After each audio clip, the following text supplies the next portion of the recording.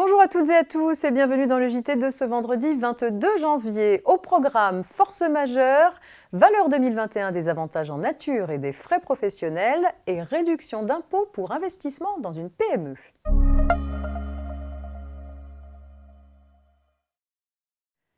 Il est donc question de force majeure dans l'affaire qui ouvre cette édition. Un client empêché de profiter de la prestation par un cas de force majeure ne peut pas l'invoquer pour obtenir le remboursement du prix. Retenue par la Cour de cassation dans un arrêt rendu récemment, cette solution n'est pas nouvelle. Mais elle est remarquée dans un contexte où de nombreux clients se trouvent pénalisés du fait de la crise sanitaire. Le séjour d'un couple dans un établissement thermal initialement prévu pour 3 semaines prend fin dès la première semaine lorsque l'époux doit être hospitalisé en urgence avec l'assistance de sa femme.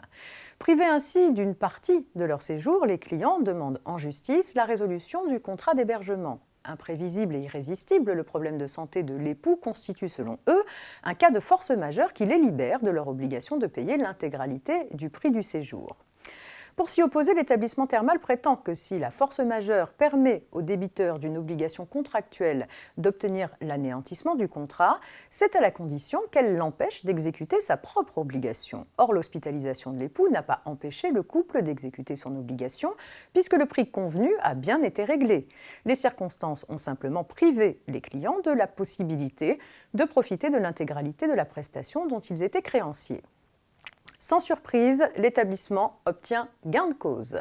En effet, la loi réserve la possibilité d'invoquer la force majeure au débiteur à l'exclusion du créancier.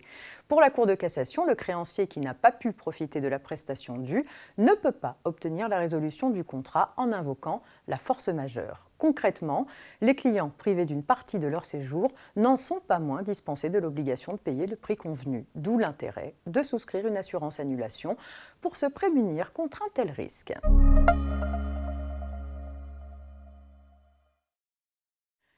Le réseau des URSSAF a confirmé sur son site internet les montants 2021 de l'évaluation forfaitaire des avantages en nature, nourriture et logement, ainsi que les limites d'exonération des allocations forfaitaires pour frais professionnels.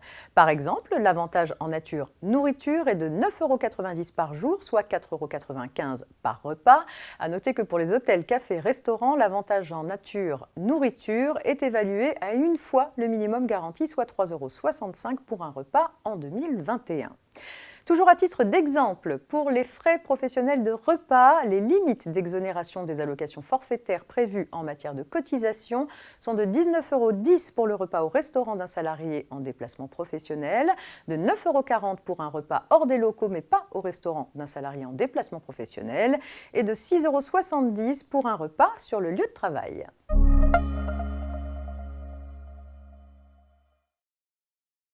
Les particuliers qui souscrivent au capital initial ou aux augmentations de capital de PME peuvent, sous certaines conditions, bénéficier d'une réduction d'impôt appelée réduction Madelin. Le taux de cette réduction d'impôt est en principe de 18% du montant des versements effectués. Ce taux a été porté de 18 à 25% pour les versements réalisés entre le 10 août 2020 et le 31 décembre 2020.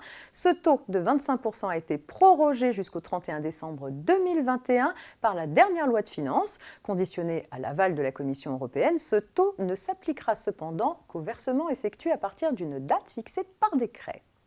C'est la fin de cette semaine de JT que vous retrouvez bien sûr en intégralité sur notre plateforme de podcast rfplay.fr. Je vous souhaite un excellent week-end et on se retrouve dès lundi.